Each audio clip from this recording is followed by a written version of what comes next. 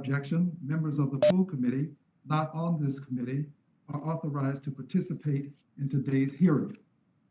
As a reminder, I ask all members to keep themselves muted when they're not being recognized to minimize disturbances while members are asking questions of our witnesses. The staff have been instructed not to mute members except where a member is not being recognized and there is an inadvertent background noise. Members are reminded that all House rules related to order and decorum apply to this remote hearing. Members are also reminded that they may participate in only one remote proceeding at a time. If you're participating in today's hearing, please keep your camera on. And if you choose to attend a different remote proceeding, please turn your camera off. Members wish to be recognized during the hearing, please identify yourself by name to facilitate recognition. Members are reminded that your questions and answers are limited to 5 minutes. To elaborate just a bit, I do ask that you please try to get your answer as well as your question in within the 5 minutes.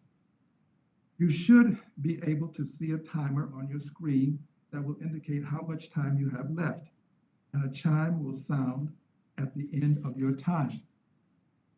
The title of today's hearing is Ensuring Equitable Delivery of Disaster Benefits to Vulnerable Communities and Peoples, an examination of GAO's findings of the CDBG DR program. I will now recognize myself for 3 minutes to give an opening statement. In 2020, Chairwoman Waters and I tasked the Government Accountability Office, GAO, with assessing the degree to which federal disaster recovery resources are meeting the unique needs and challenges of vulnerable populations in the wake of natural disasters.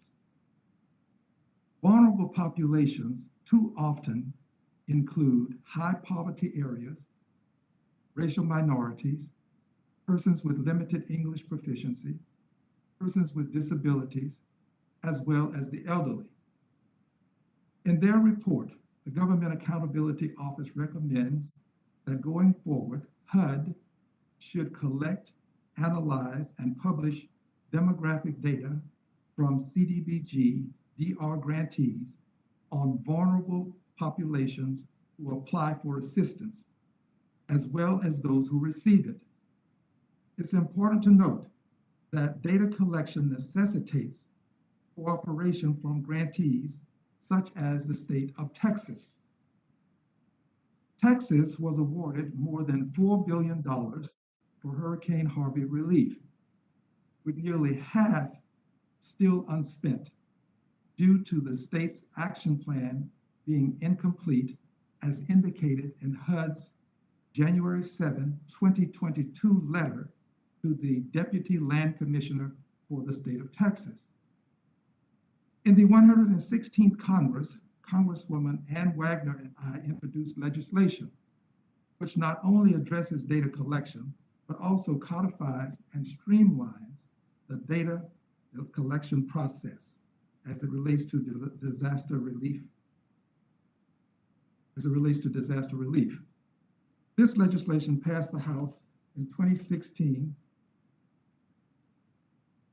and the 116th Congress. The latest iteration of the legislation is pending before the House and Senate. This concludes my opening statement. At this time, without objection, I'd like to place the following documents in the letter. H.R. 4707, Reforming Disaster Recovery Act, the Department of Housing and Urban Development letter of disapproval for the Texas GLO's State Community Development Block Grant Mitigation Action Plan Amendment, GAO report number GA022104452 entitled Disaster Recovery, Better Data Are Needed to Ensure HUD Block Grant Funds Reach Vulnerable Populations. GAO highlights summary of report GAO22104452, Disaster Recovery, Better Data are needed to ensure HUD block grant funds reach vulnerable populations. At this time, I will now recognize the ranking member, Mr. Emmer, for 5 minutes for an opening statement. Are you recognized?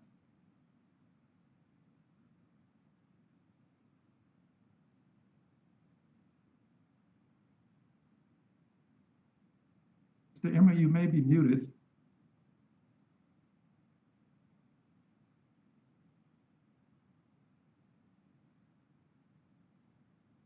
Mr. Emmer. Franklin, can you hear me? Yes, Mr. Green, I can hear you. Okay, I assume that Mr. Emmer can hear me. Perhaps I should go on to another member of the committee in his stead.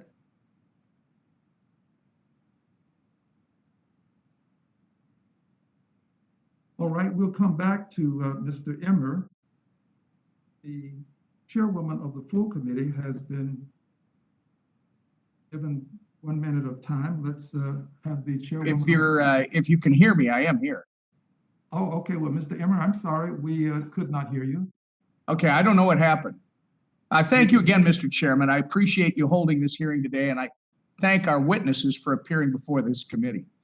I look forward to their testimony. The Community Development Block Grant Disaster Recovery Program is one of several ways Congress and the federal government assist in the local disaster recovery process. It's supposed to swiftly meet the needs of our most vulnerable communities and help small businesses recover from the most severe natural disasters. It's also supposed to provide targeted relief so affected communities can rebuild homes and infrastructure, so affected businesses can reopen and support their communities. But instead, the program has a history of waste, fraud, and abuse. Time and time again, we see examples of grantees misusing disaster recovery money for purposes outside the scope of approved action plans. Or we see bureaucratic gridlock in distributing funds appropriately, or we even see appropriated funds remaining unspent even decades after a disaster. For these reasons, it's become apparent to this subcommittee that the Community Development Block Grant Disaster Recovery Program fails in its objective to address the unmet needs of the most targeted, vulnerable communities. That's a problem. Why is this the case? How can we eliminate waste, fraud, and abuse within the Community Development Block Grant Disaster Recovery Program so funds reach those who need it most? I look forward to hearing from our witnesses and investigating this topic today. And I applaud my colleagues, Chairman Green and Representative Wagner, for their continued work to protect this program from waste, fraud, and abuse. When disasters strike, aid must be delivered as effectively and efficiently as possible. This can only be achieved through proper oversight of the program. I'm proud that this committee shares this priority. However, some of my colleagues propose to fix the program by appropriating money in advance of a disaster, rather than waiting to see if there are unmet needs after agencies like FEMA and the Army Corps of Engineers provide immediate relief. That's a bad idea. Natural disasters vary in size, severity, and occurrence. For this reason, we should not subject the Community Development Block Grant Disaster Recovery Program to annual congressional appropriations. This would be a less than responsible and preemptive use of taxpayer dollars, and it could result in a misjustice to the vulnerable communities the assistance is designed to support. As we will explore in this hearing, communities are currently left without a clear understanding of where to turn and how to properly access the Community Development Block Grant Disaster Recovery Funds. If responsibly codified, this program will establish a clear, streamlined structure so all parties involved in distributing relief to communities understand the process and the guidelines. The Department of Housing and Urban Development's Office of the Inspector General has spent years conducting audits and investigations of this program, revealing potential for mismanagement and the possibility of waste, fraud, and abuse. The Government Accountability Office recently completed a report investigating this program's effectiveness at reaching the most vulnerable populations. I look forward to the witnesses' testimony so we can further our efforts to protect vulnerable communities in times of disaster, increase transparency, and establish the proper structure and oversight so funds can be swiftly distributed. Thank you, Mr. Chairman, and I yield back the remainder of my time. Thank you, Mr. Emmer, for your very kind words. And the gentleman yields. At this time, the chair now recognizes the vice chairwoman of the subcommittee, the gentlewoman from Georgia, for 1 minute, Ms. Williams. Thank you so much, Chairman Green. My home city of Atlanta, unfortunately, has the largest racial wealth gap in the country. On this committee, a big part of our job is making investments that help close that racial wealth gap. At the same time, though, it is our responsibility to guard those most marginalized against shocks that could further widen the racial wealth gap. That's why today I look forward to the conversation about ensuring disaster relief is accessible to members of vulnerable populations. For my district, natural disasters aren't just an abstract concern. My home county, Fulton County, is currently tied for the first place as the most tornado-prone county in the state of Georgia. I'll especially never forget the $500 million worth of damage a 2008 tornado did to metropolitan Atlanta. And I'll never forget the 500-year floods in 2009 that resulted in 10 deaths and another $500 million in damage. My constituents have seen and will see again natural disasters. It's our job to make sure that our government is prepared to help all the people get back on their feet. And no disaster takes us backward when it comes to closing the racial wealth gap. Thank you, Mr. Chairman. And I yield back. Thank you, Madam Vice Chair. The gentlelady's time has expired. I will now welcome each of our witnesses and am pleased to introduce our panel. Mr. Daniel Garcia Diaz is Managing Director for Financial Markets and Community Investment with the U.S. Government Accountability Office. Welcome, sir. Ms. Diane Yentl is the President and CEO of the National Low-Income Housing Coalition. Michelle Calhoun Poulet is Director of the Texas-based Home Coalition. Welcome to you as well. Andronika Morris is Executive Director of Housing NOLA. Welcome. Stephen Begg is Deputy Inspector of the Department of Housing and Urban Development's Office of Inspector General. Welcome to you as well. Welcome all. Witnesses are reminded that your oral testimony will be limited to 5 minutes. You should be able to see a timer on your screen that indicates how much time you have left, and a chime will go off at the end of your time. I would ask that you be mindful of the timer and quickly wrap up your testimony if you hear the chime, so that we can be respectful of both the witnesses and the committee members' time. Without objection, your written statements will be made a part of the record. Once the witnesses finish their testimony, each member will have 5 minutes to ask questions. Mr. Garcia Diaz, you are now recognized for 5 minutes to give your oral presentation of your testimony. Thank you. Chairman Green, Ranking Member Emmer, and members of the subcommittee. Thank you for the opportunity to testify on GAO's recent report on how CDBG-DR serves vulnerable populations. Our work confirms that certain populations face steep challenges in accessing help. CDBG-DR is focused on those who are poor of modest means, but some populations face additional hurdles in getting help. For example, the elderly or disabled may need transportation or reasonable accommodations. Disaster victims may not have access to the internet or may not be proficient in English to understand available resources. From an agency perspective, even identifying people in need can be challenging.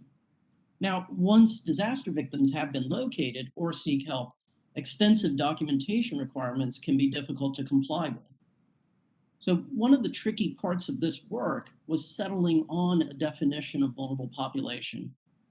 But it has not always been clear about the term. We examined Federal Register notices since 2013, and the term has been evolving throughout that time.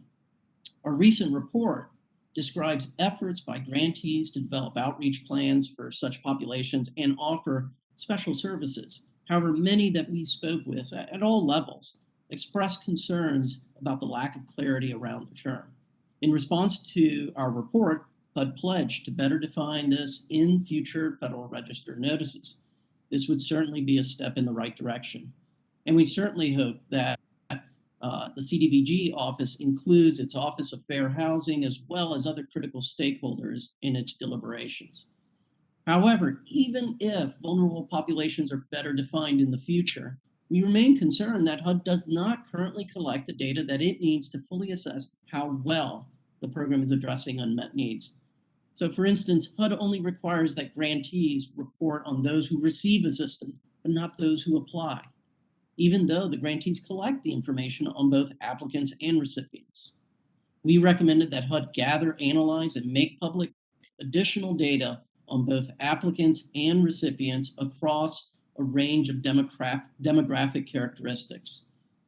HUD stated that it would work on this recommendation as part of an ongoing effort being led by OMB to improve the federal government's ability to assess whether programs have full and equal participation by all eligible individuals.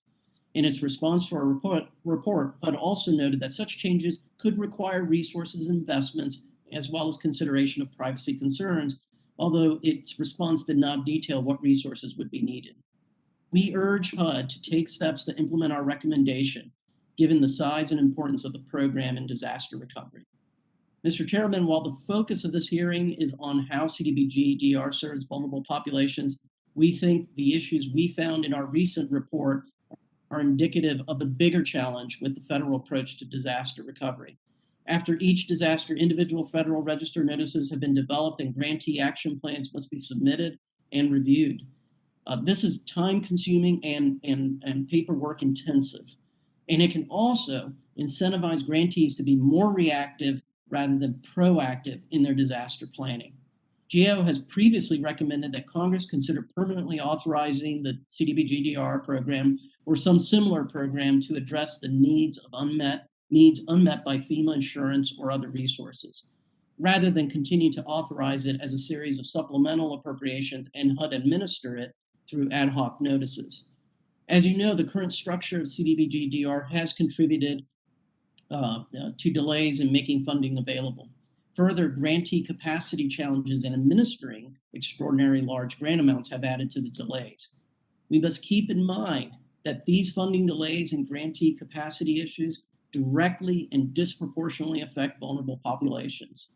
A permanent program could meaningfully help speed up front end of this process and encourage more pre-disaster planning to prevent back-end delays.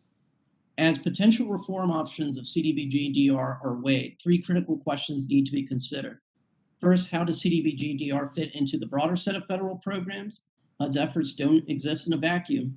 The current structure creates too many layers and too many players and creates confusions for applicants. Second, and unrelated, what is the underlying purpose of CDBG-DR? This is where Congress could give specific guidance and introduce accountability and transparency so that no part of disaster-affected communities is overlooked by CDBG-DR. And third, how will the capacity challenges in administering the program be addressed at the federal, state, and local level? Funneling money into organizations is risky if they do not have the capacity to manage it well. Building capacity at the grantee level, especially prior to a major disaster, is essential.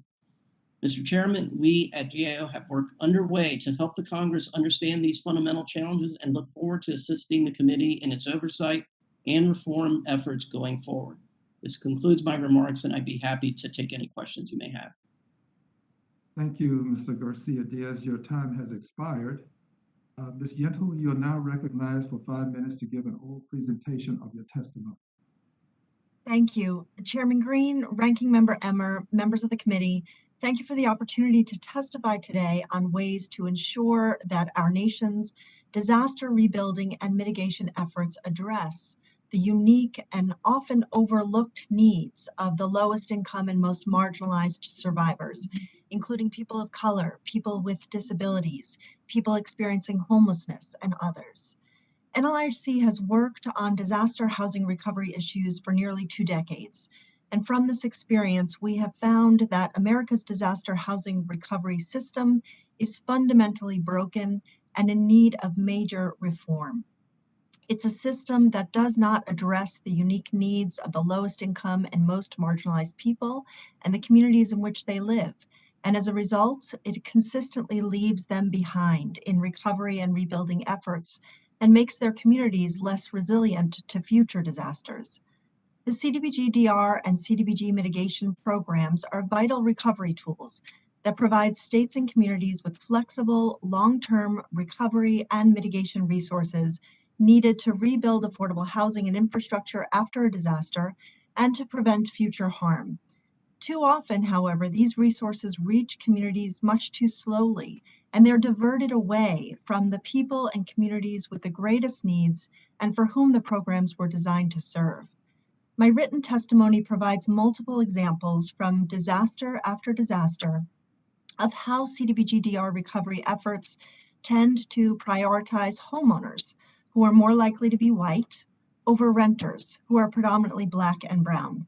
In doing so, disaster recovery exacerbates racial wealth disparities and pushes more low-income renters of color into long-term housing stability and, in worst cases, homelessness. While Black and brown communities are often located in areas at higher risk of disaster with less resilient infrastructure to protect residents from harm, long-term recovery resources tend to go to white communities that face fewer risks. Rather than dismantling racial segregation, that is the direct results of intentional federal, state, and local policy, rebuilding efforts tend to entrench racial disparities and inequities. In my written testimony, I outline key barriers to equitable and comprehensive disaster housing recovery and our recommendations on how to reform CDBG-DR to ensure that these resources are deployed quickly, equitably, and effectively. Many of our recommendations are aligned with those made by the GAO in its recent report. NLIHC agrees with the GAO's recommendations related to increasing data transparency and equity. To better assess whether CDBG-DR funds are effectively reaching survivors with the greatest needs, HUD and grantees must collect, analyze, and make public key demographic data on the race, ethnicity, disability status, language preference, and other characteristics of program applicants and beneficiaries. Data transparency and an increased focus on equity must be central to any efforts to reform the CDBG-DR program, and HUD should implement these changes immediately. NLIHC also supports GAO's recommendation that Congress permanently authorize the CDBG-DR program. The Reforming Disaster Recovery Act would provide important safeguards and tools to help ensure that federal disaster recovery efforts reach all impacted households, including the lowest income and most marginalized people. The bill would quickly target resources to those with the greatest needs by requiring funds to be spent proportionately between homeowners and renters based on need, and by keeping in place the requirement that at least 70% of funds benefit low and moderate income survivors. The bill would prioritize data transparency and oversight by requiring HUD to create a public-facing dashboard summarizing how funds are being spent, requiring public input, and directing grantees to provide more details on how it would use the fund to serve the lowest income survivors. The bill would protect civil rights and fair housing by requiring that the funds be administered in compliance with fair housing and civil rights laws, and requiring HUD to release information publicly regarding disaster recovery efforts, disaggregated by race, geography, and all protected classes. And the bill would encourage mitigation and resiliency. Our country must reform existing disaster housing recovery systems to ensure that affordable housing investments and federal disaster recovery resources reach all impacted households.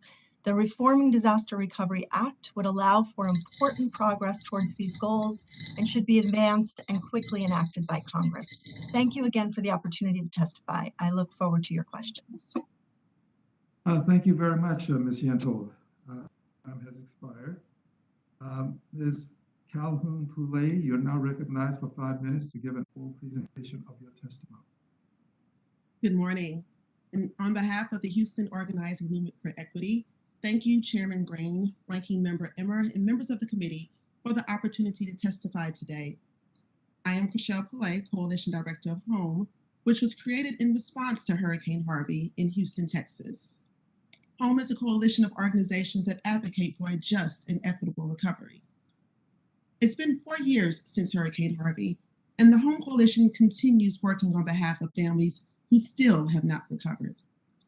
Harvey may have been natural in its formation, but after the water dried up and the volunteers fatigued, its aftermath continues to linger for people with fewer resources. And I don't speak rhetorically or anecdotally. Not only have I been involved in disaster recovery advocacy for over 10 years, but I also reside and am raising a family in one of the most flood-prone and disaster-impacted neighborhoods in Houston, Cashmere Gardens. Low-income survivors are forced to navigate complicated recovery assistance programs like FEMA, HUD, and SBA. And while each agency offers assistance programs open to everyone, no single agency has the sole responsibility and mission to assist low-income survivors. Households who are dependent on assistance must exercise extreme patience and remain in hazardous living conditions as they await a long approval process for program design and implementation. Households are also urged to apply for FEMA assistance, but fewer than half of applicants were granted assistance after Hurricane Harvey. And families have the ability to appeal their denials, but this just adds to the wait time for help. Those with financial means to cover immediate costs will be well on their way to recovery, while those without may be stuck for months or even years. Some homeowners who apply for home repairs through the city, county, or state are also still waiting. Following the state takeover of the program, those who apply for assistance from the city or the county were given the option to transfer to the state repair program. Some applicants were instructed to reapply, while others were assured that they had been approved. In almost a year since the transition, many homeowners today still don't have clear answers. Tenants have also had their fair share of challenges in receiving adequate assistance in response to Hurricane Harvey. They have largely been left out of the funding allocation or programming. A dedicated single agency must be established to address the needs of low-income survivors through the entire course of disaster response and recovery. The City of Houston spent only 1.8% of its $1.2 billion suballocation, causing massive delays in assistance for community members that needed it most. And this fact alone demonstrates the need for intentional agency collaboration and reliance on the lessons learned to inform program planning and ensure pre-existing capacity exists. There is no reason that all recovery efforts should start from scratch every single time.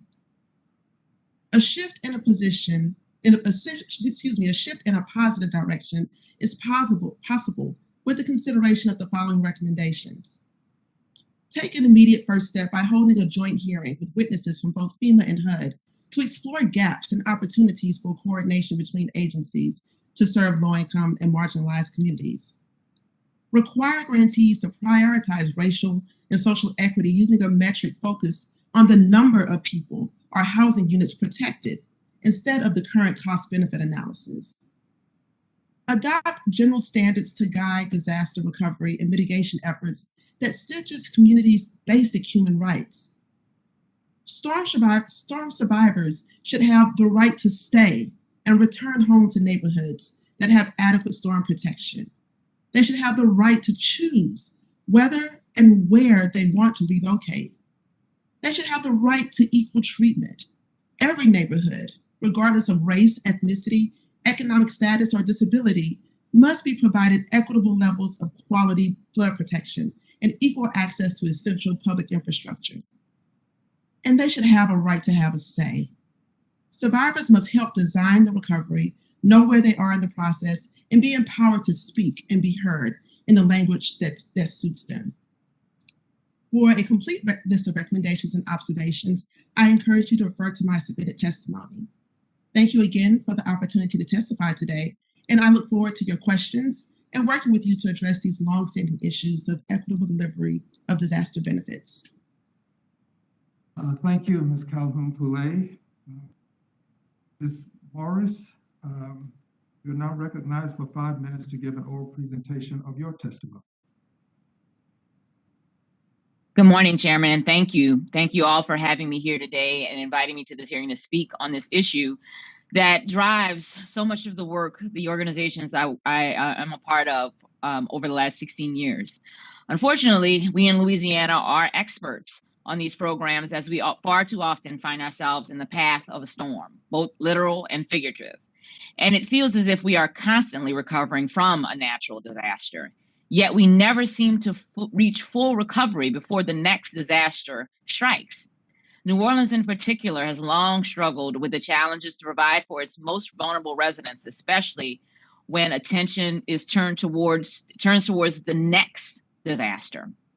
Hurricane Katrina's floodwaters 16 years ago required billions of private and public dollars to make the city livable. Redevelopment efforts increased the amount of quality housing, but it also drove prices and dramatically increased housing insecurity. Is displacement an inevitable byproduct of this kind of investment? Do the necessary and needed changes and improvement after a major catastrophe have to increase instability? I do not believe that needs to be the case. Still, the failure to plan for these outcomes and aggressively mitigate these issues is a pattern we are doomed to repeat again and again.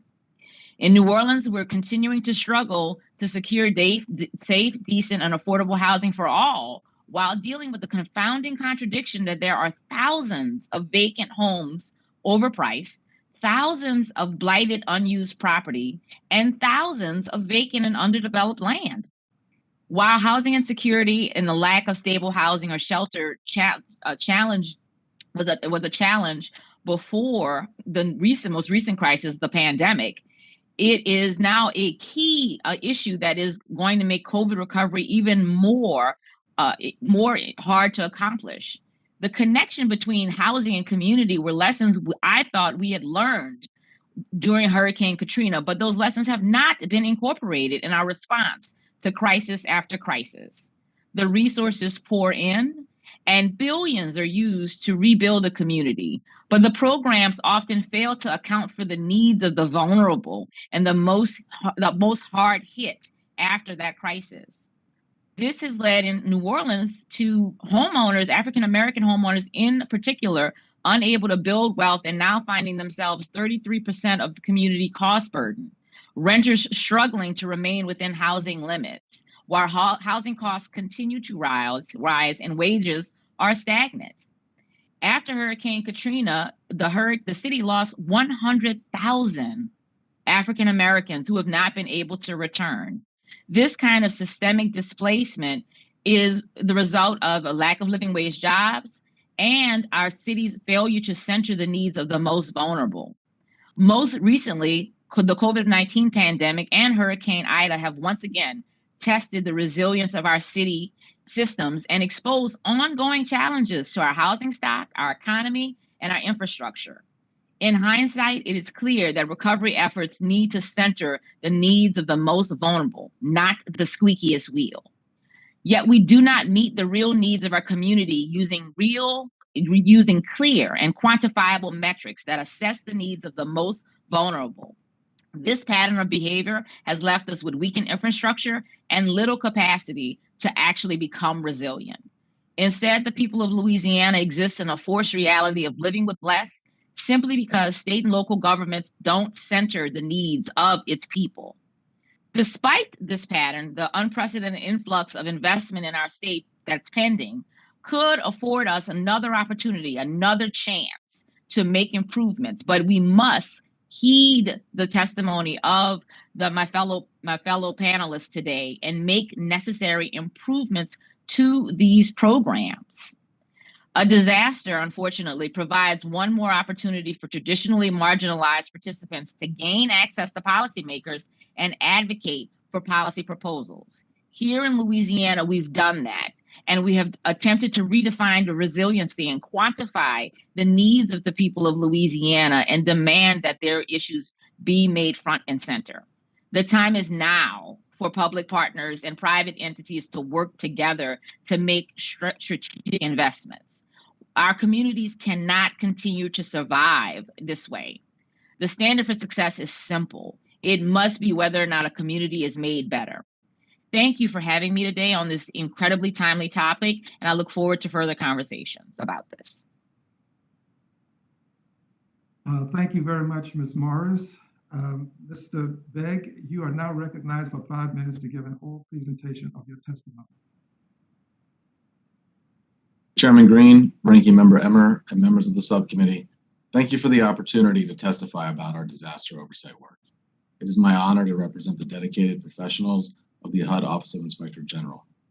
I would like to take a moment to express, on behalf of the entire OIG staff, our deepest condolences for the tragic loss of life caused by the recent fires in Philadelphia and New York City. We are keeping the families affected in both cities in our hearts and prayers, and our office is closely monitoring the developments of those incidents. We appreciate the chance to assist this subcommittee in its oversight of HUD's disaster programs as it examines GAO's recent report assessing HUD's delivery of disaster recovery assistance to vulnerable populations. Our office has identified several key opportunities to improve HUD's disaster programs, most notably through codification. Both the OIG and GAO have recommended for several years that the CDBG DR program be codified to provide a more consistent framework for administering disaster assistance. We thank this subcommittee and its staff for its bipartisan efforts to advance legislation in that regard. Codification will not eliminate the challenges HUD and its grantees face, but we believe that it would help disaster assistance reach victims sooner and produce better outcomes for them. HUD's current process of establishing program requirements through Federal Register notices takes months and, in extreme cases, years. Establishing a permanent framework of requirements would reduce the time it takes HUD to make funding available to grantees. It would also provide clarity and consistency for grantees about core requirements, which would allow them to plan and design programs more quickly and efficiently after a disaster occurs. We have also found that disagreements between grantees and their subrecipients over program requirements can delay the offering of assistance to victims.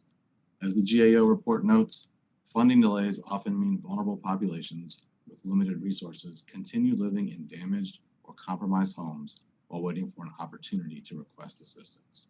Streamlining HUD's process and standardizing requirements could also help grantees build capacity to administer disaster grants that are massive in size and scope. Our work has identified that grantees can become overwhelmed early in the process as they lack the staff needed to stand up systems, design programs, and develop the policies needed to administer grants in accordance with HUD's requirements. These challenges increase the risk that grantees will not make the best use of funding. Capacity limitations can result in grantees being slow to gain approval to implement and offer programs to victims and to complete projects. The GAO report highlighted that capacity limitations often result in grantees struggling to reach the most vulnerable members of communities. Additionally, grantees with limited capacity are more likely to use funds for ineligible activities or be unable to detect and prevent fraud. Losing dollars to fraud or waste reduces the number of disaster victims that HUD's programs can assist.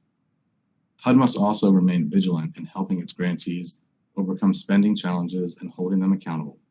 We recently reported that HUD had several tools available to identify and track slow spending disaster grantees. We found, however, that HUD does not require grantees to address their slow spending pace or resolve compliance issues until the time the grant is closed. We recommended that HUD requires grantees to resolve these issues in a more timely manner. It is important that HUD and its grantees take action earlier in the grant cycle to prevent important disaster assistance funding from being left on the table at the time of grant closeout. For several years, we have stressed the need for HUD to continue building its own capacity to oversee disaster grantees, and we commend HUD's recent efforts to increase staff dedicated to disaster oversight. It's important that HUD's staffing and technology keep pace with increases in the amount of disaster funding and the number of grantees it oversees. Looking forward, our office remains committed to helping HUD achieve its strategic objective to support effectiveness and accountability in long-term disaster recovery. We believe codification is an important step towards achieving that objective. Thank you for the opportunity to discuss our disaster oversight work today. I look forward to answering your questions. Thank you for your testimony. At this time, the gentlewoman from North Carolina, Ms. Adams, is recognized for 5 minutes of questions and answers. Thank you, Mr. Chairman. Can you hear me? Yes, we hear you quite well. Thank you, Mr. Chairman, and also to the chairwoman for holding this hearing. And to our witnesses, thank you for your testimony. discussed the need for Congress to finally codify CDBG. Back in July of last year, our witnesses painted a compelling picture. One, we heard about how states couldn't adequately prepare for disaster recovery because they didn't know how much emergency funding would flow to them. We heard that it took longer than it otherwise would have for HUD to get time-sensitive dollars out the door to communities in need. And we heard that different communities were not treated equitably, all because we haven't acted proactively. So, Mr. Yentl, in your testimony, you described the impact that disasters have on a region's housing stock. So can you share those findings with us now, and can you explain why it's critical that CDBG DR dollars are used to support affordable housing? Yes, Congresswoman, thank you for the question. Most communities have a severe shortage of homes that are affordable to the lowest income people even before disaster strikes. So nationally, for every 10 of the lowest income renter households, there are fewer than 4 apartments that are affordable and available to them. Then the disasters exacerbate these already severe shortages of affordable rental homes, and it has devastating consequences for the lowest income people, puts them at risk of displacement, evictions, and in worst cases, homelessness. One of the consequences after disasters is that the price for rent often increases dramatically. It's from a combination of the rapid loss in available housing stock due to the disaster itself. At the same time, there's increased demand because displaced renters and homeowners need new apartments. And sometimes it's simply price gouging by local landlords. So, for example, there were some zip codes in Houston where rents increased by 50% after Hurricane Harvey. And these kind of rapid increases, clearly the lowest income people can't afford, and they end up being displaced as a result. And also, affordable and accessible homes are most often located in areas that are most vulnerable to disasters, and the housing itself is more vulnerable. It's older, it's in poorer condition, it's located in flood zones, and it's less likely to be rebuilt after the disaster strikes. Yes, ma'am. Thank you. So let me ask you, I have another question for you. So I'm pleased to be here discussing the GAO's report, since it confirms so many of the recommendations made by your organization. So can you discuss how Chair Green's legislation, HR 4707, would help eliminate the barriers that prevent the most impacted and lowest income survivors of disasters from achieving an equitable recovery? Yeah, there's many ways that the Reforming Disaster Recovery Act could make recovery more equitable and prioritize and center the needs of the lowest income and most marginalized survivors. First off, just permanently authorizing the program would have a tremendous positive impact in that the money could get out faster. Congress and HUD wouldn't have to rewrite the rules every time a disaster strikes, so the money could get to communities faster. Communities would be required to prioritize the use of the funds for the lowest income people. They would be required to prioritize the needs of people with the most severe needs. They would be required to have proportionality, in other words, to ensure that the funds go equally to affordable housing, to economic revitalization, and to infrastructure. Very often communities prioritize infrastructure or economic revitalization over affordable housing, despite housing needs being the clearest and the most severe. It would also require really robust public consultations so that local communities could have a say in how these resources are used and how they get prioritized. And it would make some important changes to prevent displacement and prevent relocation where possible. Well, thank you very much. I think I'm out of time, Mr. Chairman. I'll yield back. Thank you. The gentlelady's time had not expired. You had about 15 seconds left. Oh, okay. Well, I'm going to yield back to you those 13 seconds. All right. The chair Thank you. receives Thank you to that witness. Thank you. At this time, the chair will now recognize a gentleman from Minnesota, the ranking member, Mr. Emmer, for 5 minutes of Q&A. Thank you, Mr. Chair. Can you hear me? Yes, sir. I hear you quite well. Excellent. The Department of Housing and Urban Development's Inspector General has identified and referred for prosecution several cases of fraud and abuse in the Community Development Block Grant Disaster Recovery Program, including public corruption, embezzlement, bid rigging, bribery, and kickback schemes. More broadly, there is a rich history of states using CDBG DR funds for purposes that have no nexus to the original disaster.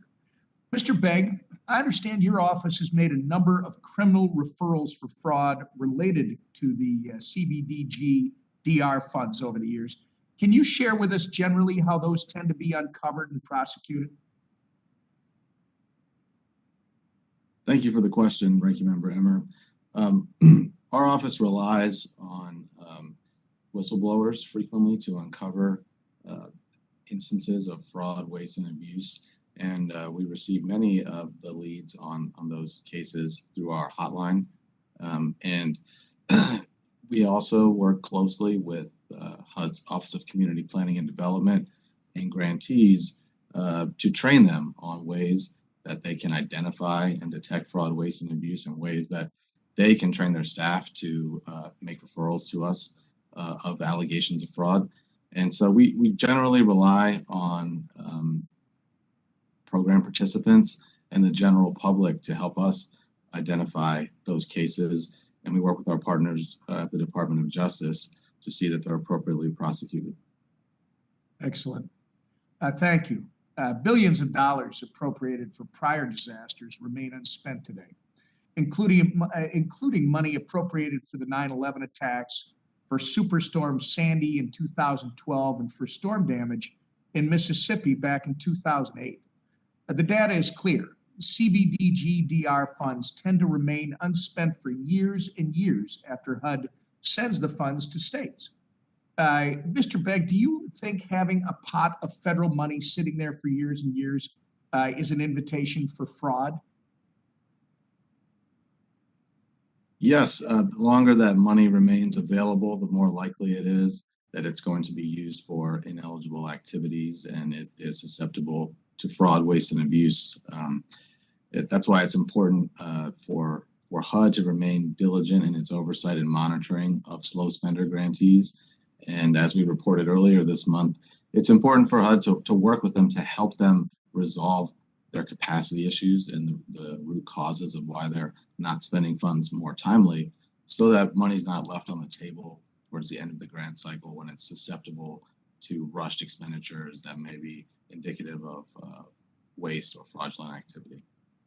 Right. I mean, like the money from way back in the early years of this century, as a state becomes further removed from the original disaster in terms of time, and these large sums of money remain unspent, are you saying it does become more difficult? Or actually, I should ask the question, Mr. Begg, does it become more difficult for your office, maybe even not even your office? Let's concentrate on those that the money has been delivered to in the specific states. Does it become more difficult for even them to identify legitimate purposes for the money?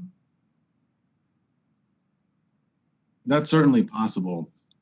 Another issue that we've identified is that those seeking assistance may also be confused as you get further and further away from a disaster event as to how to navigate HUD's programs in seeking assistance.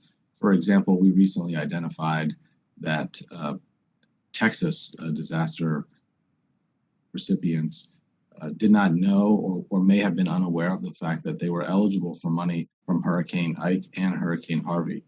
And so the further you get away from the disaster and the longer it takes for those in need to request assistance, the more likely it is that they'll be unclear as to what's available to them. Yeah. Well, thank you, Mr. Begg. I know we just have a few seconds left. If you can, and maybe I'll follow up with you after this hearing, can you describe how codifying the program and including some guardrails and some oversight mechanisms might address some of these vulnerabilities your office has identified? Absolutely. The main benefit that we see to codification is two-pronged, increasing the timeliness of the funding reaching grantees and then those in need.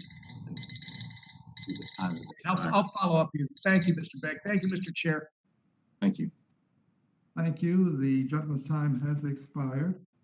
The chair will now recognize the gentlewoman from Texas, Ms. Garcia, for 5 minutes of questions and answers.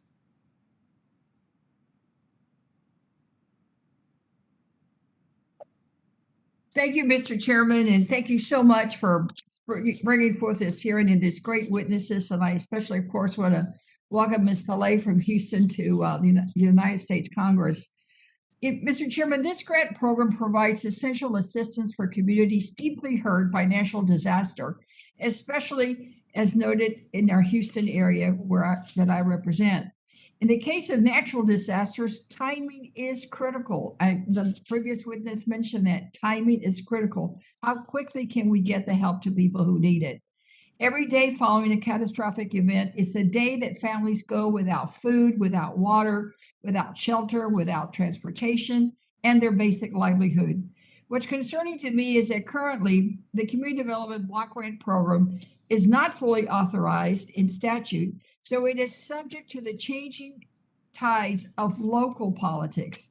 It is not held to a consistent standard at the national level, and thus it's vulnerable to changes in rulemaking and grantee action plans. Although grantees are expected to comport with CDBG national objectives, this can differ by year and by the rulemaking put into place. As a result, there are vulnerabilities that result from basic turnover in government administrations that can allow grantees programs to falter in carrying out their duties. It is critical that we support and reinforce this program through permanent authorization and full enforcement of data collection so that we can accurately perceive how these funds are being used. In Houston, for example, following the 2015 flooding, the Disaster Recovery Program provided the City of Houston with a direct allocation funding that did not have to go through our state government. As a result, the funding was allocated swiftly to projects rebuilding the Houston communities that were hit the hardest. In contrast, the newly created Disaster Mitigation Fund, which was created in direct response to Hurricane Harvey, was not a direct allocation to our area that was hit by the hurricane. Instead, the funding went through the state, which has not yet to provide any of the $4.3 billion in federal taxpayer money to either the City of Houston or Harris County. In addition to allocating the funds to multiple other jurisdictions, while excluding the two largest communities hit by the hurricane, the state used the maximum allowable funds of 5% for administrative costs, 5%, which resulted in $250 million going to the state government. Now, this $250 million, Mr. Chairman, is more than the entire payroll of the Houston Astros. That's how much the state kept. I highlight this because it's profoundly concerning that these programs are not reaching the intended recipients who were most impacted by the hurricanes. We must find a way to get the money to those most in need swiftly, because people do suffer. Poor people become poor. Additionally, there is always never enough data to collect it at the federal level, so it's always difficult to assess what really has happened. So we must codify the disaster relief programs, but we must also work with HUD to access the communities that these programs are designed to work for. So my first question is for Mr. Garcia Diaz. Mr. Diaz, in the report, as you stated in your testimony, you provided several cases for how this program can better target underserved populations, including data collection. You stated that while grantees can and do collect data, we're not collecting the data of those that apply, only of those that receive.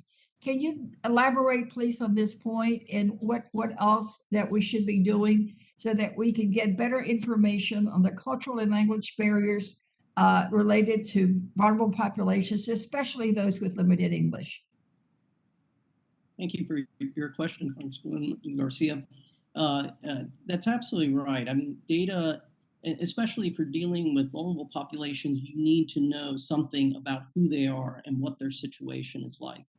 And particularly if you want to make sure that the program is addressing their needs, you need good data both, and we emphasize this in the report, on the applicant side as well as the beneficiary side. And the reason we emphasize applicant data, which is something HUD does not collect at all, is that you need to know who is making it through and who is not making it through. And that's a critical part of holding the grantees and HUD itself accountable, that they're delivering assistance to the neediest population. And data is fundamental to that.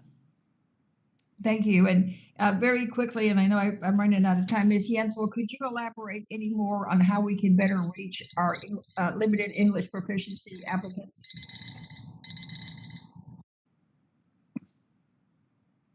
Sure. Yes, if I have the time, I'd be happy to. For limited English proficiency applicants, HUD guidance directs grantees to ensure that disaster recovery activities meet language access requirements, but often communities don't. Puerto Rico is one of the most egregious examples after Hurricane Maria, where Spanish is the predominant language on the island, but CDBG DR programs, the materials were in English, and only after significant pushback were they translated to Spanish, and there were multiple errors within it. So HUD requires that there be language access, but they could do more in terms of oversight and ensuring that that actually happens. And HUD could also learn a lot from Treasury and the implementation of emergency rental assistance programs, where successful grantees partnered with community-based organizations to reach marginalized communities, including those for whom English is their second language. Thank you, Mr. Chairman. I yield back. I've run out of time. The gentlelady's time has long since expired. The chair now recognizes the gentleman from Georgia, Mr. Loudermilk. 5 minutes of questions and answers. Well, thank you, Mr. Chairman. First, let me kind of continue on what Mr. Emmer had started to ask about, and that's the absence of a permanent law or permanent statute for the CDBG DR program. The absence of a permanent law governing the program means that when Congress activates the program after a natural disaster, which we've had plenty of recently, the parameters of the program have to be established on an ad hoc basis, and HUD must continue rulemaking every time new funds are allocated. Of course, this is going to lead to inefficiencies and delays with getting the funds distributed. Mr. Begg, you had started to touch on some of these issues, but unfortunately ran out of time. Can you describe the problems that result from the lack of permanent statute with this program and how enacting a statute to govern the program would help address those problems, and anything else that you'd like to discuss that Mr. Emmer had asked? Certainly, thank you for the question. As I mentioned previously, codification of the program could help streamline HUD's allocation process. And we reported in April of 2021 that HUD engaged in lengthy negotiations with the Office of Management and Budget about program requirements that would be included in Federal Register notices for the 2017 disasters, which produced significant delays in making the announcements in the Federal Register notice, which in turn prevented grantees from finalizing and submitting action plans. And that in turn delayed HUD and the grantees from entering into grant agreements, which would give them access to the funding. So streamlining HUD's process through codification, we think, is an important step in speeding up disbursement of disaster recovery. But providing permanent authorization for the program would also clarify requirements for grantees so that they can plan earlier and for future disasters, so that they can implement programs disaster over disaster rather than waiting for HUD to announce specific waivers that really kind of keep them in gridlock while they're trying to figure out how to design programs for their communities in need. Well, thank you. So we could still implement a codified law giving guidance, but still leave flexibility for the uniqueness of the disaster of a particular area? That's correct. There's always going to be a need for flexibility at the local level, and our office understands that. What we've identified is the need for clarity and consistency up front, so that grantees and HUD can be in step on the plans and then the actions and milestones needed to result in getting money down to the ground level at the local level, where the flexibility can really be designed to benefit the individuals and vulnerable populations in need. All right, thank you. Mr. Garcia-Diaz, could you also comment on the problems of not having this program codified, or the lack of legislation on it, and what could be resolved if we had it? Yeah, thank you for the question. I think codification helps make CDBG-DR a real program with subject to all the requirements that all programs are expected to follow, including OMB requirements regarding fraud risk management.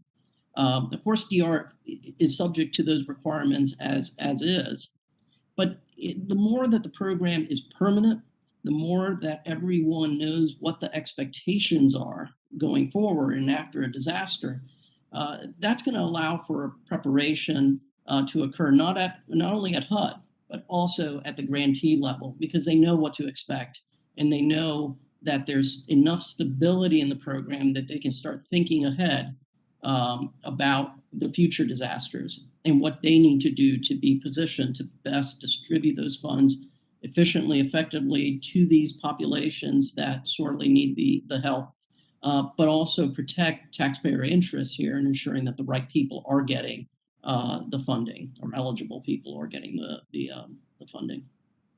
Well, thank you. And while I have you, as you know, we need to balance the need to reduce waste with the need to distribute funds quickly. In the short amount of time I have, what changes do we need to make to ensure that funds are used for the intended purpose, but they're also distributed timely?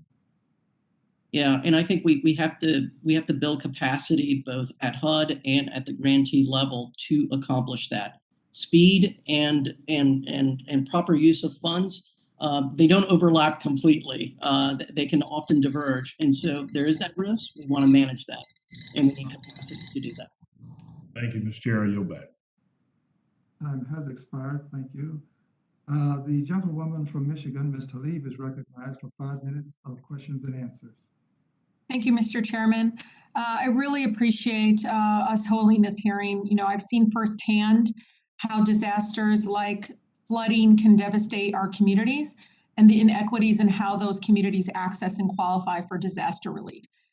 We can continue to fund various programs, but implementation is so critically important, especially in communities like mine.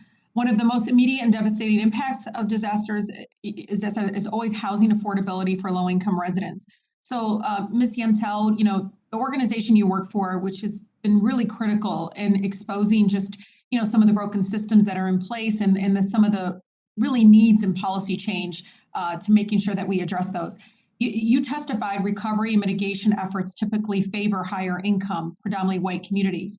And markets across our country are already, you know, squeezed because of lack of housing supply. Disasters often cause dramatic spikes in rental prices, leading to displacement, evictions, homelessness. We also know that nearly 1/3 of federally assisted housing stock is located in areas with very high, you know, relatively high risk of negative impacts from natural hazards and so forth.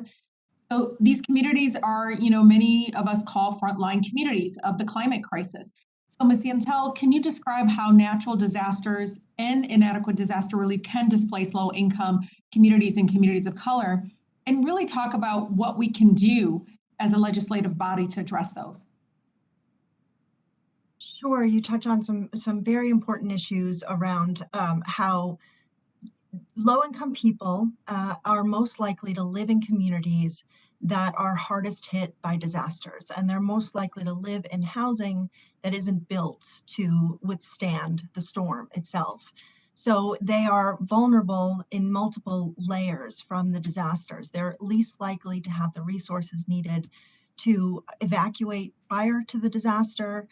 They're least likely to have the resources or the social network to help them recover during the disaster, and they're most likely to be left behind in the recovery unless there's very focused advocacy and legislation that requires the prioritization of their needs in recovery.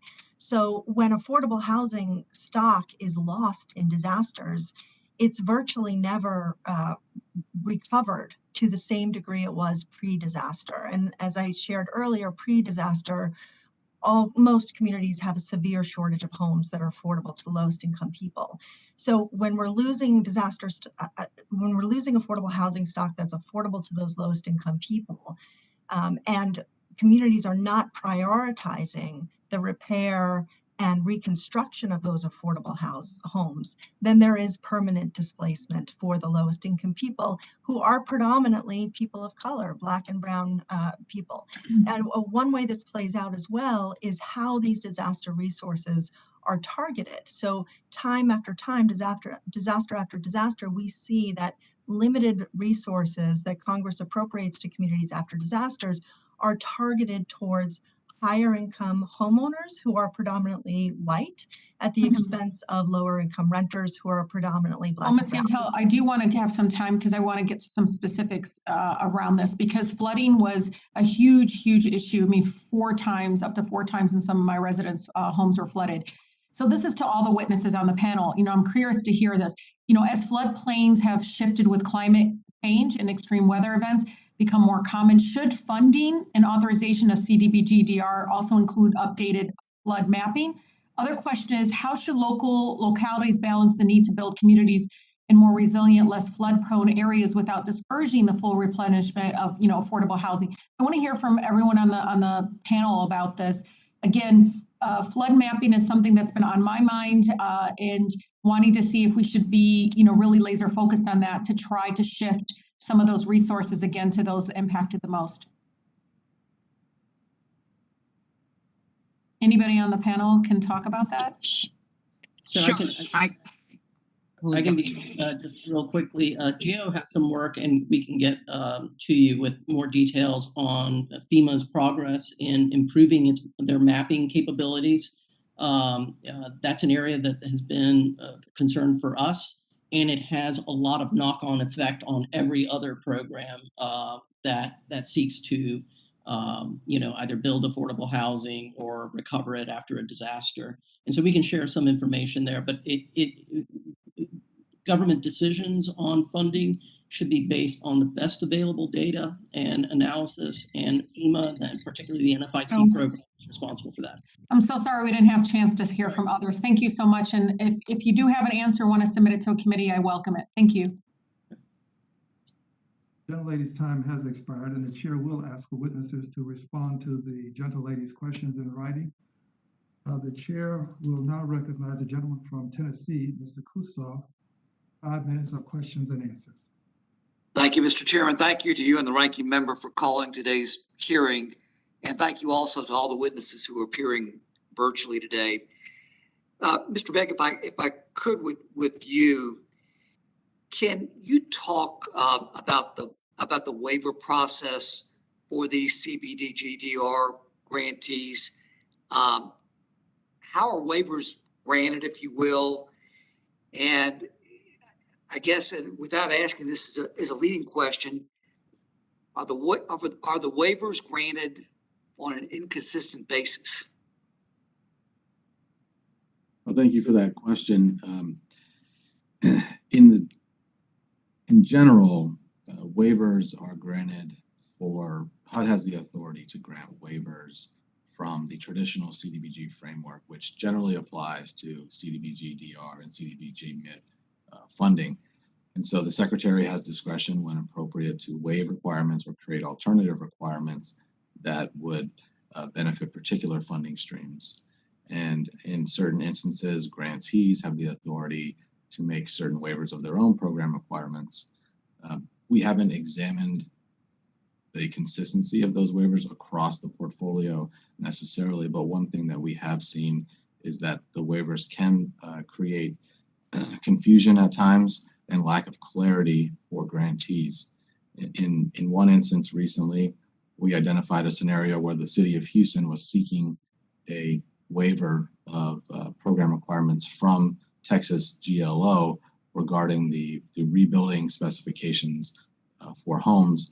And TGLO ultimately denied the waiver, but they spent a lot of time disagreeing with the city of Houston about whether it was appropriate, because if they granted that waiver to the city of Houston, it might produce an inequitable result for other cities and counties across their state in the distribution of the Hurricane Harvey relief funds. So the waiver process is designed to get at the flexibility issue we discussed earlier, but it does come with risks that need to be managed and assessed.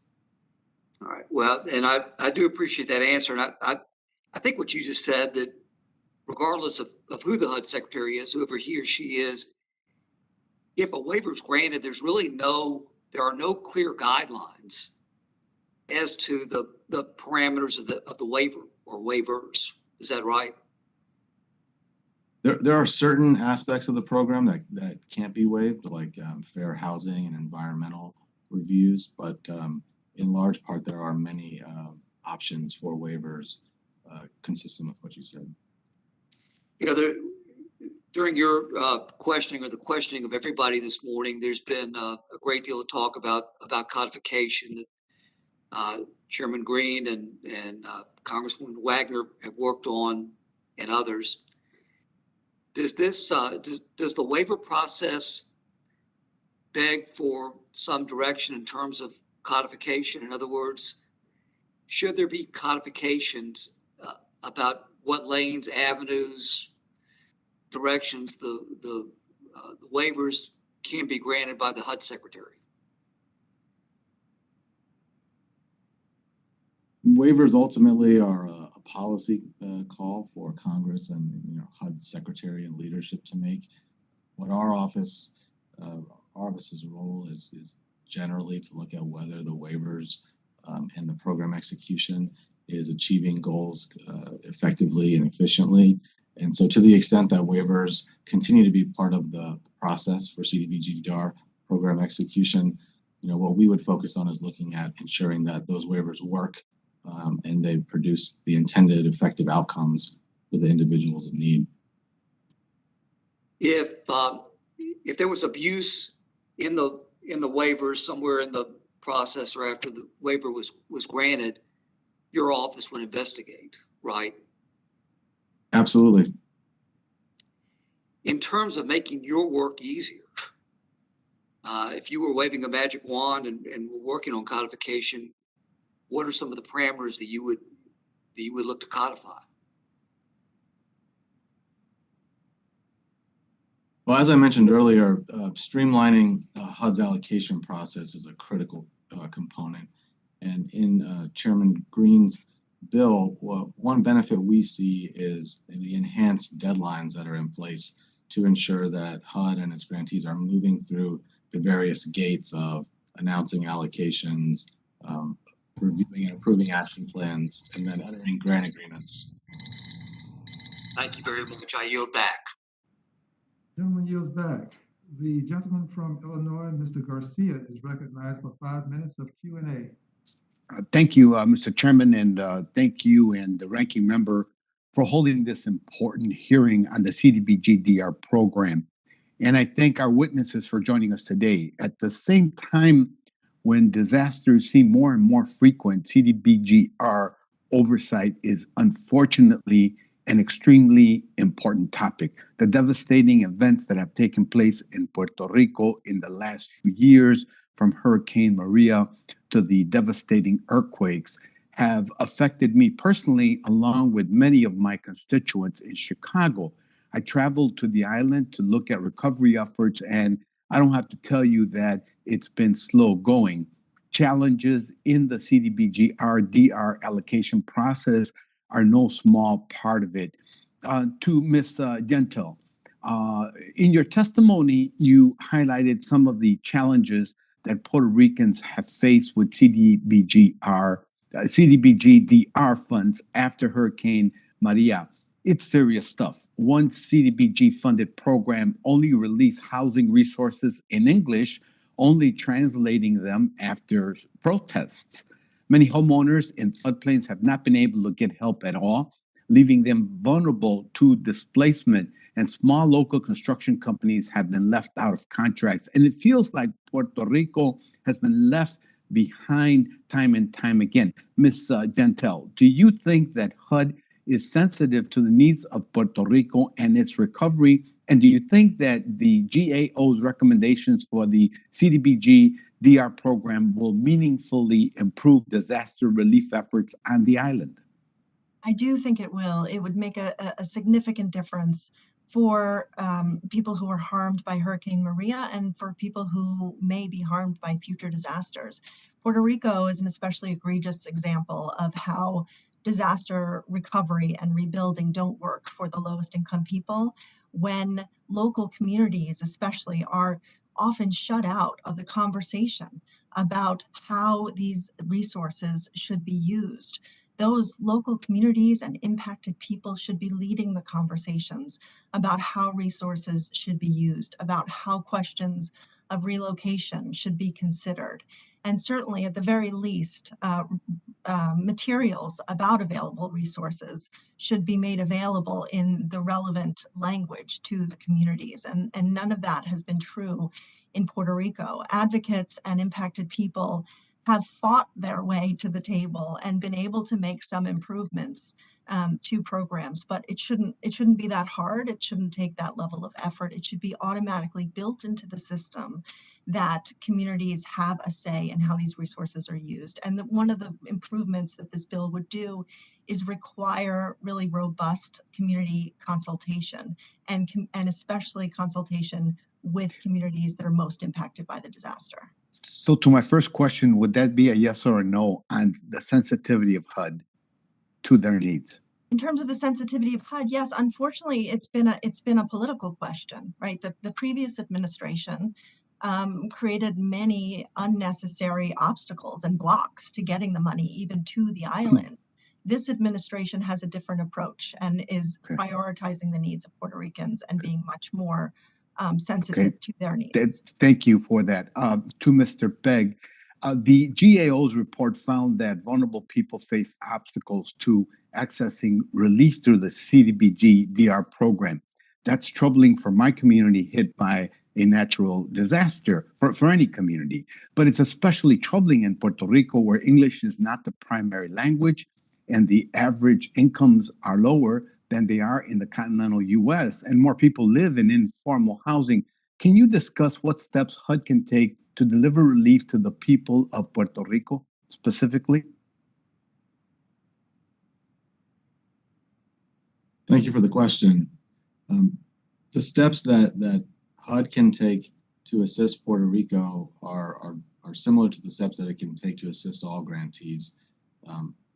Technical assistance and oversight and monitoring of progress in the grant is critical from the HUD perspective to ensure that when grantees are facing challenges, either in reaching their communities or in executing their programs or establishing them as a threshold matter, it's important that HUD step in and do what it can through technical assistance to make sure that the grantees have everything they need from HUD to be successful. Thank you very much. Mr. Chair, I yield back. Gentleman yields. The gentleman from South Carolina, Mr. Timmons, is recognized for 5 minutes of Q&A. Thank you, Mr. Chairman. And I want to begin by thanking you for your work with Congresswoman Wagner to reform the CDBG DR program and ultimately help the communities across our country who have suffered from natural disasters, whether they be hurricanes, tornadoes, floods, or wildfires. When these disasters strike, the communities that are least able to properly recover often end up being the hardest hit. When functioning properly, the CDBG DR program can provide invaluable support to low and moderate income communities reeling from devastating natural disasters. Knowing this, it is critical that this program be transparent and accountable to ensure the taxpayer dollars that fund this critical program are directed to the right people and only spent on appropriate disaster recovery related needs. And of course, the program must be quick and efficient in responding to the various disasters that will inevitably come. Mr. Begg, your report showed that fraud prevention is something that needs to be addressed for CDBG DR. And I know that we've been discussing codification a lot today, but I'm curious, do you think if Chairman Green and Congresswoman Wagner's bill to codify the program was to become law, would it be easier for HUD to identify and prevent fraud? And would codifying the law help with the staffing capacity issue identified in the report? Thank you, Congressman, for that question. We certainly believe that codification is an important step towards eliminating opportunities for fraud, waste, and abuse. But as I mentioned in my opening statement, it's not a cure-all. for all of the problems that grantees and HUD face in successfully executing disaster recovery assistance programs. Preventing improper payments and reducing the opportunities for fraud is something that our office has stressed over the years. In our recent Top Management Challenges report, we identified fraud risk management as a top challenge for HUD across the department, but specifically within disaster recovery. And our colleagues at GAO last year published a report examining the steps that HUD's taken to assess fraud risks in the DR program specifically. We believe that HUD's action on those recommendations from GAO to comprehensively assess fraud risk within the DR program is a key step in identifying and understanding fraud risks so that the department and its grantees are in a position to mitigate and prevent that fraud. Sure, no, thank you for that. Also, would a streamlined rulemaking process help reduce fraud as well? Yes, we think so. We think it could help, certainly. As I mentioned earlier, the longer that funds sit out there and they're not spent to address unmet disaster recovery needs, the more likely it is that they could be used for ineligible purposes, and that opens the door to potential fraud. Sure, thank you. Lastly, I want to focus on how this program needs to be streamlined and become more efficient, which is obviously something codifying the program would help with. When disaster strikes, this type of relief needs to get out the door as quickly as possible while still maintaining the security and integrity of the program. Mr. Begg, again, where in the CDBG DR program can we cut red tape while still allowing the program to remain flexible so it can successfully respond to the various natural disasters we deal with in our country? One area that we've highlighted frequently is consistency around the core requirements of the programs. Generally, the programs are designed to do a handful of things, and by codifying permanently authorizing the program statute and requiring HUD to establish permanent regulations outlining program requirements, we think that will help grantees focus and plan better so that they don't engage in endless disagreement or endless pursuit of perfection in their program design, and they can start implementing around the core simplified requirements in the regulations. Sure, thank you for that. I'll end with, I think the burdensome Federal Register notice process seems like a good place to start. It has to be really tough for grantees when there are so many changes to the original requirements, and we need to really make it very transparent what we're expecting from them so we can be efficient with this program. I really appreciate you being here virtually, and with that, Mr. Chairman, I yield back. Thank you. Gentleman yields, and the chair recognizes the gentleman from Missouri, Mr. Cleaver, 5 minutes of questions and answers.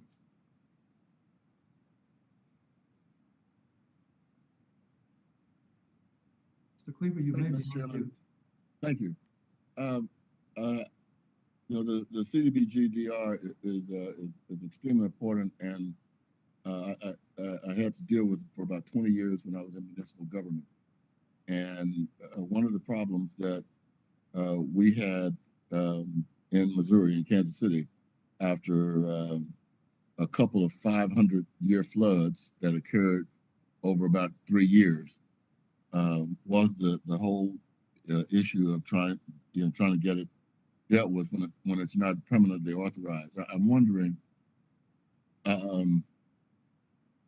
if I'm not sure what the historical reason for not doing the permanent authorization, but I am familiar with the fact that we don't need delays in the midst of a disaster.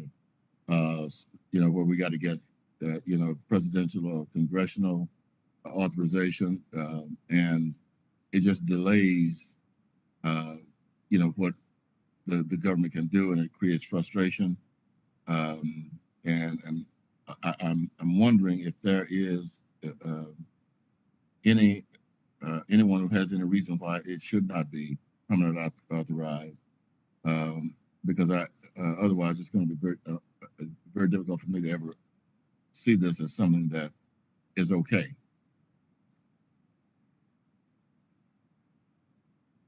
Okay, anybody else? So everybody agrees with me that we need to permanently authorize. GAO has made a recommendation to Congress to consider making the program permanent. We think there are very compelling reasons for doing it. And I don't think the status quo is really acceptable going forward, given the size, scale, and frequencies of these disasters. Yeah, is there any? I wish I could, go back in history to find out why. And maybe even if we found out why, it still doesn't make sense. But it's something that I'm hoping we can do. The chair of the committee, Chairman Green, and I've had some discussions about this because we're taking a pretty in-depth look at CDBG program, period. And one of the things that we've talked about is hopefully we can get this CDBG, which is not, a very complicated piece of legislation, including the DR program. So I appreciate your comments. Are there any programs in the federal government that any of you know of that is already that can respond quickly? What is the fastest program we have to respond to a disaster? Anybody? Well, obviously, those are the FEMA programs done Yes. by the Federal Emergency Management Administration. Those programs are on the ground immediately, and there's got to be conversation about integrating those programs with the CDBG DR more effectively, more impactfully. And one thing I would say, Congressman Cleaver, while I certainly do not object to the notion of codification of the CDBG DR, I would like to add that we need to also see reform. And we need to see reform that centers the needs of the most vulnerable. We've talked a lot today about fraud and waste management, and what we seem to be losing the thread on is the people who are left behind. If funds are misappropriated by contractors and used for other things, that increases the number of people who are left behind. And often, I must say, the notion of fraud and waste management or mismanagement is often used to disenfranchise the most vulnerable in the name of checking boxes and making sure that all the I's are dotted and the T's are crossed. The most vulnerable are often ignored and often excluded from these programs. And that is something that must be said. So while I appreciate and agree wholeheartedly that these funds must be managed appropriately, the notion of we must also be careful about continuing to stigmatize the people who desperately need these programs. When we say fraud and mismanagement permeates these programs, we have to be clear that that is often by administrators and contractors who are hired by grantees, not the recipients themselves. Well, okay. Thank you, Mr. Chairman. The gentleman's time has expired. Chair will now recognize the chairwoman, the vice chair of the committee, Williams, for 5 minutes of Q&A. Thank you, Mr. Chairman. You almost gave me a promotion there. I did. In Atlanta, there are only 29 affordable and available housing units for every 100 extremely low income renter households. As we've already heard today, any disaster can further stress the shortage that we have in my district and across the country. Not only do we have to invest in our long-term affordable rental housing stock now, but we also have to be sure that we take the same approach when disaster strikes. Ms. Gentle, in your testimony, you mentioned that HUD has the authority to reject state action plans that favor homeowners over renters. What else can HUD do proactively to ensure that the plans that come to them equitably provide disaster relief for renters? I'd say one of the most important things that they could do right now, that is part of the GAO's recommendations to them, is require of themselves and grantees more data transparency. So to collect information on who's applying and the demographics of who's applying and who is or is not getting resources, who's being accepted and who's being denied. I think just in having that kind of data transparency, it will become very clear what people on the ground and people who've been doing this work for a long time know, which is that there are significant disparities in who receives resources, disparities between lower and higher income people, and disparities between people of color and communities of color and white communities. So that data transparency is really essential. Ms. Shinto, after a disaster, rebuilding apartments and homes is critical to ensuring those most impacted have a place to live and don't see their wealth permanently impacted. As we make investments to rebuild communities, we have the opportunity not only to prevent a widening racial wealth gap, but also to reinvest funds back into impacted communities and people. How can HUD make sure that the money invested in local recovery more often goes to local businesses and creates local jobs? How would this help ensure recovery efforts are a credit to closing the racial wealth gap in a place like Atlanta, which leads the country? Yeah, it's a very important point because a lot of times these resources go to contractors to run the programs, and these contractors often are not grounded in the communities that are impacted. They're out of state, they're out of city, and they're profiting from the administration of these programs, and many times they're doing it well. Sometimes I will say there's also egregious examples where they're doing it poorly and yet get rehired after future disasters. But most importantly, it's not creating the local infrastructure to be able to respond to disasters in the future. These kind of significant resources going to communities can not only serve the primary purpose of rebuilding apartments and making homes affordable for lowest income people where homes have been destroyed, but they can also create local jobs and create local expertise. So then that community has more and better capacity to respond to future disasters. And that's a place where HUD can do more. And they have been of late doing more in this administration to really look more closely at state and local action plans and how they're using CDBG. And as with the case in Texas just recently, going back and saying, we're not going to accept this action plan until you do more to ensure that these resources are going to the communities and to the people who have the greatest needs. And Ms. Shinto, I'm sorry to make it feel like you're in the hot seat, but in your testimony, you also emphasized the importance of sharing data on disaster recovery with academic and research institutions so that we can continue to understand equity issues in disaster recovery and identify potential solutions, one of my priorities here on this subcommittee. What current barriers remain to work with colleges and universities on this effort? And how can we prioritize partnerships with institutions like HBCUs that are well positioned to do this type of research? Again, yes, it's so important, and it comes back to the importance of data transparency. And certainly there's some data that can't be released publicly because of concerns around privacy. But there are ways to mitigate those concerns, especially when sharing data with academic institutions. And it's critically important. There is very little data available nationally, despite the number of disasters that are occurring and despite the increased frequency.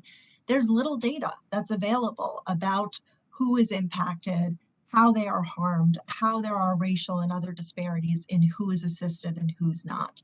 And that kind of data sharing is essential. There should be public transparency, and there should be greater data shared with academic institutions to provide this kind of analysis and provide it to members of Congress so that we're ensuring that public policy meets local needs. Thank you, Ms. Shinto, and thank you, Mr. Chairman. I yield back. The gentlelady's time has expired. The chair now yields himself 5 minutes for questions and answers. Let me start by thanking all of the members, all of whom especially have spoken favorably to the legislation. And I especially have to thank, especially Ms. Wagner for her Herculean efforts in helping with this legislation. Ms. Wagner, if you are listening, I want you to know that I appreciate greatly all you've done, as well as the chair of the full committee. Thank you. In Texas, we have what may be considered a unique circumstance. Harvey hit Houston in 2017, and we appropriate funds, some $4 billion+, and we still have funds that have not been utilized. Someone spoke of slow spenders earlier. I believe it was Mr. Begg, I'm concerned about slow spending as well. I want to know from you, has there ever been a clawback or what typically is done when the slow spender becomes a no spender? Mr. Begg, if you would, please. Thank you for the question, Chairman. I was having a little difficulty hearing you, but I just want to confirm that you were asking about what happens when slow spenders are identified as no spenders in terms of clawing back grant funding. Yes, sir, that is correct, and I'm sorry about the volume. No problem. In our recent review of HUD's oversight of slow spending disaster recovery grantees, what we've seen is that HUD actually has metrics built into its disaster recovery grant reporting system to identify at various stages of the grant whether grantees are meeting their expenditure targets and whether they're on pace to expend on a monthly basis the dollars that they need to exhaust the grant before closeout. One concern we have is that when some of those red flags in the system show that grantees are no spenders for 6, 12, 24 months, that HUD does not require the grantees to address those flags until the time of grant closeout. So the risk there, from our perspective, is that a no spending grantee could continue not using funding until the grant closeout, and money would be left on the table that HUD would then have to recapture, and it wouldn't be available to go to the communities and individuals in need. Thank you. For the benefit of persons in Houston who may be tuning in, let me ask Ms. Intel, would you explain to persons why we understand it's important for us to spend timely? And I'd also like to get Ms. Calhoun-Poulet to respond, as well as Ms. Antica. So if you'll be brief, it would be helpful. Ms. Intel. I'm so sorry, Congressman, I didn't quite hear the question, but maybe Mrs. Pillay did, and she could start off on the I'm response. speaking at my volume level higher than I've been speaking. So the question is, explain, if you would, why it's so important for the dollars to be spent timely. People in Houston would like to know that we understand this process and why it's so important. We'll start with you, Ms. Calhoun-Poulet, if you would. Sure. So the importance of timely spending of these funds is directly linked to the folks who are in most need of repairs and recovery. So what's happening on an ongoing basis, and even to this day, is that as applicants are waiting for responses, they're having to go through hoops, and there's a ongoing cycle of having to resubmit paperwork before the actual application gets approved and gets funded. So what happens in the meantime is that homeowners are sitting in black mold, continuing to sit in homes that have leaky roofs, and are just waiting. And in some cases, the guidance has been so ambiguous and vague, where some homeowners have started to try to recover on their own, and then once they're approved, are hearing that they're approved, they're told that they must stop. They must stop the ongoing construction in their home or repairs in their homes so that the city or whatever agency can come forward and complete those repairs. And so the waiting game has a hazardous impact on actual homeowners that are just in waiting. So that is one of the reasons why it's so timely or so important that spending timelines are really. My time is about to expire. Thank you. Let me just end with this. I'm going to look at legislation to ascertain whether the funds can be. Hello. Another. I heard something and I was like. The state to perform the function of appropriating the funds within the state.